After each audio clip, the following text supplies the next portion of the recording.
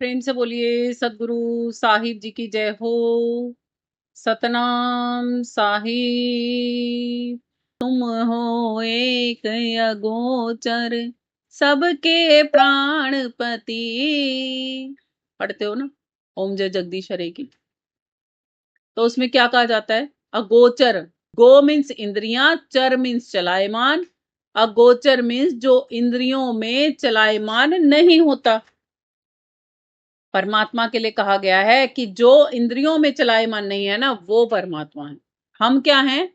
हम आत्माएं हैं। हम क्या कर रखे हैं? देही ले रखे हैं, देही में इंद्रियां हैं, इंद्रियों के वशीभूत होके इस देही को चलाते हैं। तो हम चलायमान हैं, है ना। और इसी चलायमान अवस्था की वजह से ही हम क्या करते हैं? हम कर्म बनाते हैं। कुछ देखेंगे, उसकी तरफ चल पड़ेंगे कदम, उसकी तरफ चल पड़ेगा हमारा मुंह, उसकी तरफ चल पड़ेंगे हमारे हाथ पैर। तो क्या होता है? कर्म बनता है ना। कुछ सुनेंगे तो उसका रिएक्शन देंगे, तो कर्म बनता है ना। तो संतजन हमें क्या करवाते हैं? ना कुछ देखो, ना कुछ सुनो यहाँ का, और बोलना भी बंद करवाते हैं। और क्या कहते हैं? ए बंदे घट के अंदर उतर। घट के अंदर उतर मतलब अपने अंदर, इस तन के अंदर उतरो। मंदिरों में भी देखा है आपने कि एक कहीं पर मूर्ति रखी होती है, पूरे मंदिर में मूर्ति नहीं रखी होती।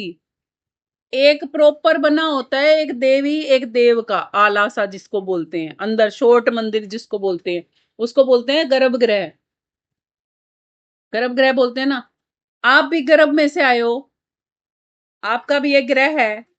ग्रह मतलब घर, गर्भ वाला घर, गर्भ में से मिला हुआ घर।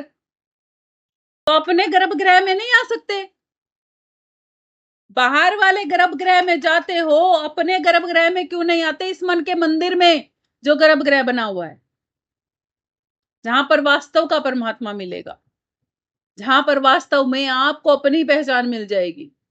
आपको ये पता लगेगा कि आप अविनाशी सत्ता हो। आप इस गर्भगृह में से, कहते हैं ना, गर्भगृह में से देवी की मूर्ति का सामान कोई ले गया।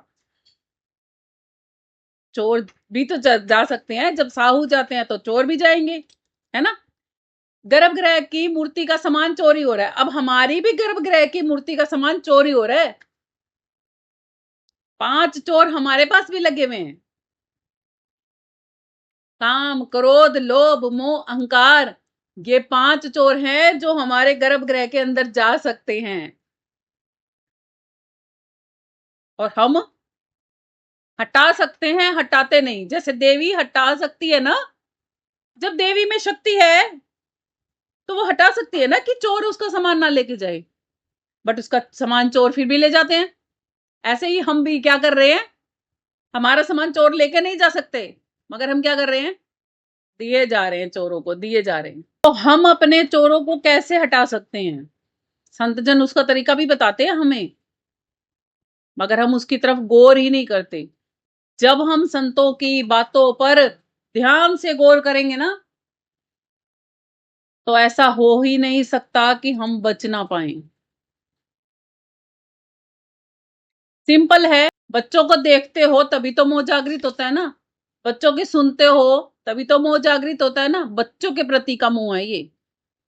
ऐसे ही संसार में लगा लो, सबके लिए, पति के लिए लगा लो, सास ससुर के लिए लगा लो, बहन भाइयों के लिए लगा लो, दुनिया में तमाम जितने भी आपके रिश्ते नाते हैं ना, सब पे लगा लो, दुनिया के जितने भी हैं। अगर उनको देखो और सुनोगे नहीं तो क्या होगा? अब ये नहीं है कि 24 घंटे ही नहीं देखना सुनना, ऐसा भी मत करना, वरना ये संसार बसाना भी मुश्किल हो जाएगा। संतजन क्या कहते? कुछ समय निकालो। उस समय तो बचोगे जब तरीका सीख जाओगे बचने का।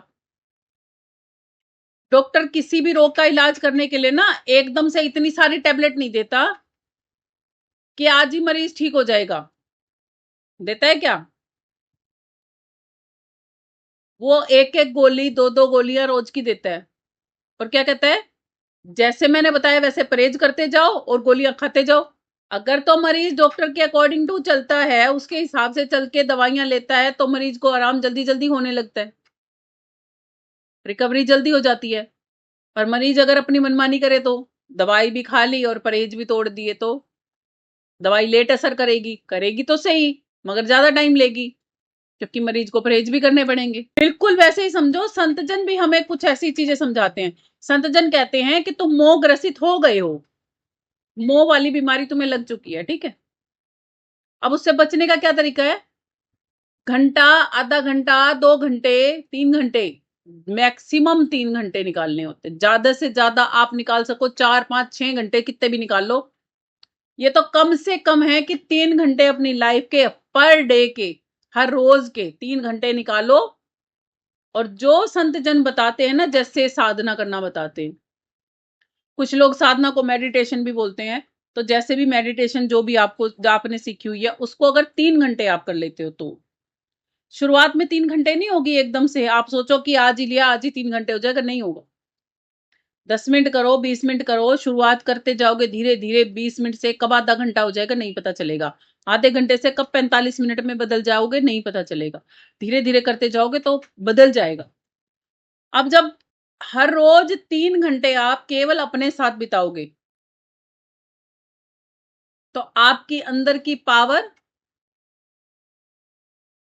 जग जाएगी।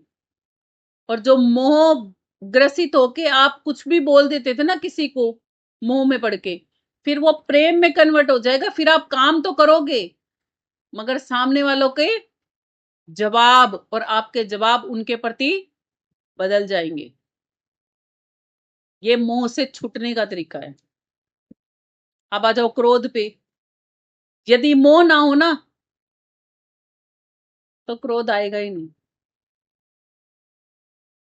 हमें जब सामने वालों से अपेक्षा होती है ना, तभी उपेक्षा होती है। अगर अपेक्षा ही ना हो ना, तो उपेक्षा का भी सवाल नहीं उठेगा। वो किसी भी तरीके की हो सकती है। अब काम वासना कैसे जगती है? वो भी आंखों से जब देखती हो, कानों से चार ताने सुनते हो, तो आप आगे आगे भाग भाग के काम करते हो। उसने मुझे ये कह दिया, अब तो मुझे ये करना ही पड़ेगा। करते हो ना? सब ताले, जितने भी चोर है ना, बस आपकी जागृति पे डिपेंड करता है। ये बताओ, गर्भगृह की देवी अगर जाग के सीधी ऐसे बैठ जाए, अभी तो चोरों को पता है ना मूर्ति रखी है, अगर वहां सच्ची में देवी आके बैठ जाए तो मजाल है किसी चोर की, फटक जाएगा वहां पे।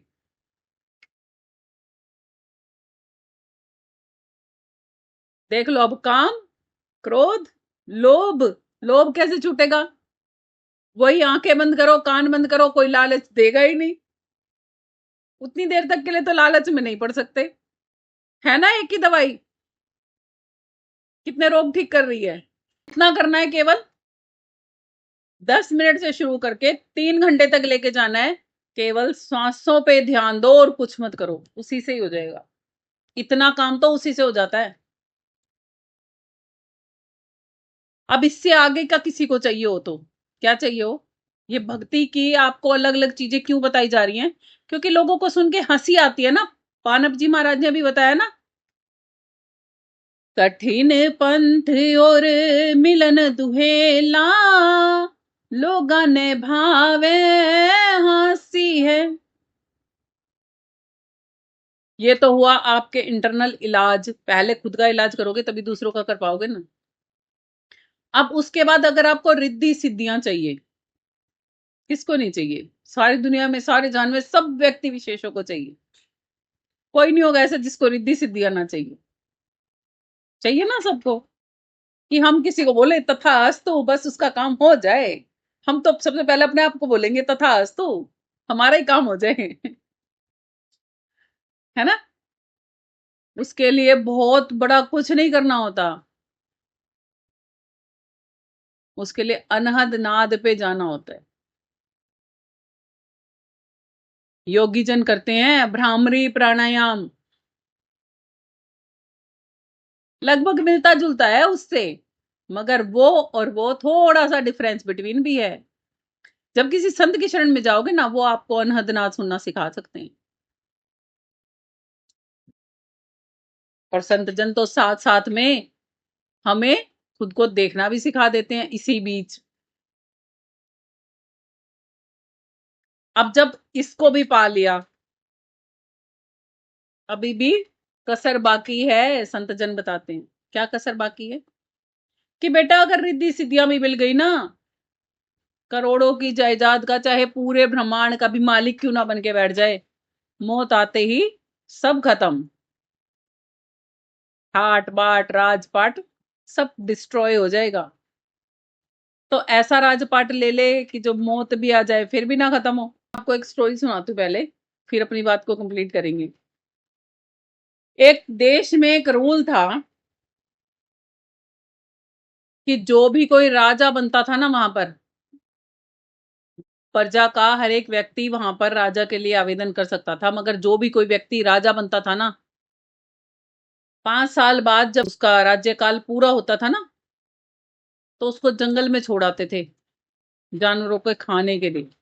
अब बहुत सारे राजा आए, बहुत सारे गए, क्योंकि 5 साल राजपाट तो कर लिया ना, मगर बाद में गतिमति क्या थी, जंगल में जाके खुद को खत्म करवाना पड़ता था। अब एक बन गया मेरे जैसा मूर्ख राजा। इसने क्या करा, सबसे पहले यही कार्रवाई करी, भाई वो जंगल कहाँ से है वो देख के आओ जिसमें मुझे छोड़ के आएंगे 5 साल बाद। पहले ही पता करवा लिया कौन से जंगल में छोड़ के आना है। 5 साल भी तो बिता के भाई जंगल में छोड़ के आएंगे ना। अब क्या किया, वहां जंगल में ही एक आलीशान महल सिपाहियों को भेज के बनवाना शुरू कर दिया।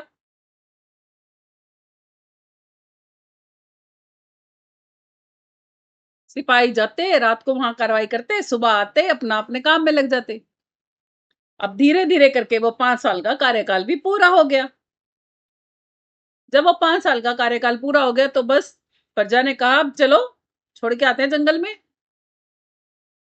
अब बताओ वो पहले वाले राजाओं की तरह दुखी होके जाएगा जंगल में, क्या खुशी खुशी जाएगा?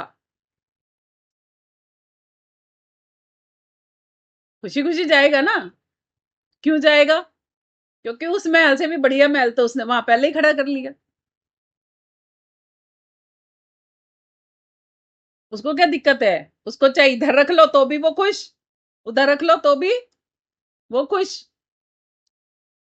तो ये हमारे जीवन पे कहानी है। 5 साल का कार्यकाल मतलब क्या है,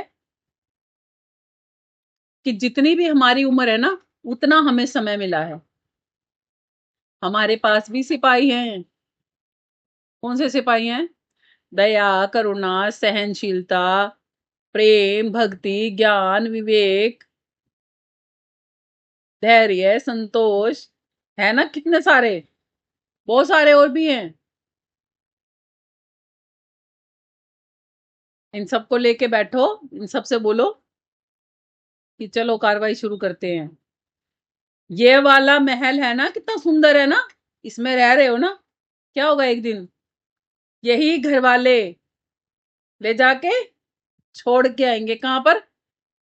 जंगल ही था पहले शमशान घाट, अब शमशान घाट बोल देते हैं। पहले तो गांव से परे जंगलों में ही ले जाकर दाह संस्कार करते थे।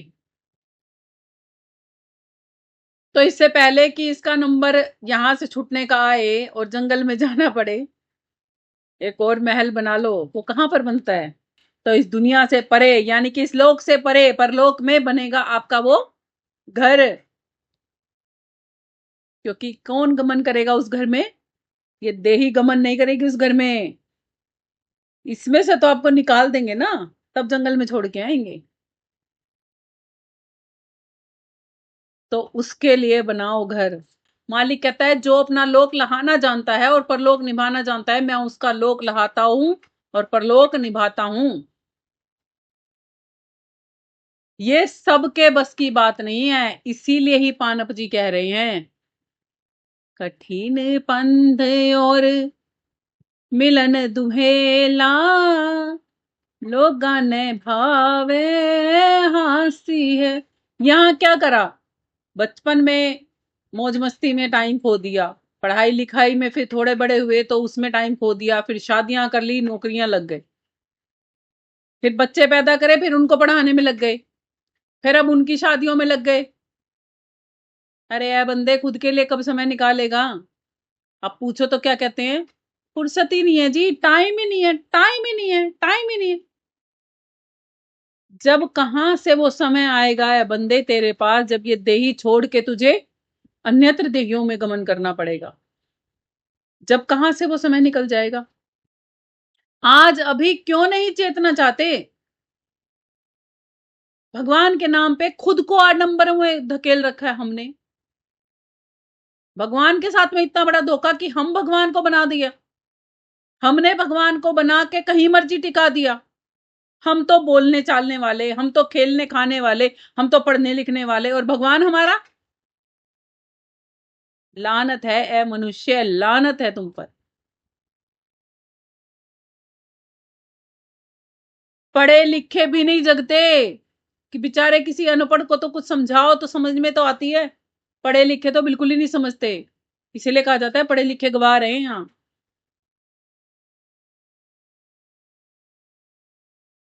साहिब कहते हैं, कहें कबीर का से कहूं सकलो जग अंधा। सारी दुनिया ही अंधों की, कि परमात्मा को कोई नहीं देखना चाहता, माया को सब देखना चाहते हैं, धन दौलत से सब मिलना चाहते हैं, घर परिवार से, मेरा कुंबा बड़ा हो, मेरा और बड़ा हो, और बड़ा हो, मेरा और नाम हो, और नाम हो। कब तक है ये नाम? बता दो ना, आपको आपके 10वें दादे का नाम याद है क्या? 10वें का छोड़ो, चौथे का बता दो। चौथे का भी नहीं बता पाएगा। अपने परदादा का ही बता दो। पता है, बहुत सारे बच्चे तो ऐसे भी होंगे इस दुनिया में कि उनको अपने दादा का भी नाम नहीं पता पाए। और कुछ ना शुक्रे तो ऐसे भी होंगे कि जिन्हें अपने बाप का नाम भी नहीं पता पाए। कैसी है ये दुनिया? सोच के तो देखो, किस चीज का नाम चलाना है? वो नाम चलते हैं जो अमर हो जाते हैं। चलता है ना कबीर साहिब जी का नाम, कब से सुनते आ रहे हो। द्वापर में भी था, त्रेता में भी था, आज भी है, सतयुग में भी था। गुरु नानक जी का नाम, गुरु रविदास जी का नाम, मीराबाई जी का नाम, राधा स्वामी जी का नाम, क्या नहीं सुनते आ रहे? और उनके नामों पर आडंबर करके लोग खा रहे हैं आज। कमाल तो कितना है। उनकी भक्ति नहीं सिखा रहे, उनके नामों पर आडंबर करके खा रहे हैं। कैसा कैसा चरित्र होता जा रहा है। ए मानव कमाने की धुन में इतना बेसुध हो गया है। आज लोग पता है क्या बोलते हैं, इन बाबों के चक्कर में मत पड़ना। क्यों आती है ये वर्डिंग? इन गुरुओं के चक्कर में मत पड़ना, क्यों आती है ये वर्डिंग? उन चंद मूर्ख लोगों की वजह से आती है जिन्होंने केवल इस लालच को ही नहीं छोड़ा, लोभ को अंग ही नहीं छोड़ा, उन्होंने यानी कि प्रॉपर भक्ति की ही नहीं।